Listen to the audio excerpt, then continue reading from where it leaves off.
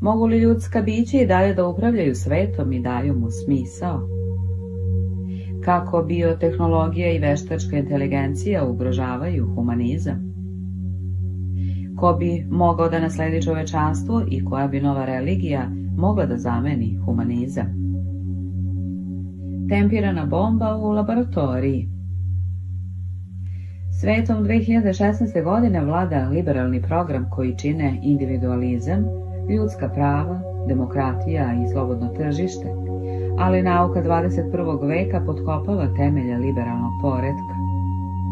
Nauka se ne bavi vrednovanjem, pa otuda ne može ni da razreši pitanje imaju li liberali pravo kada veću vrednost pridaju slobodi nego jednakosti ili jedinki više nego zajednici.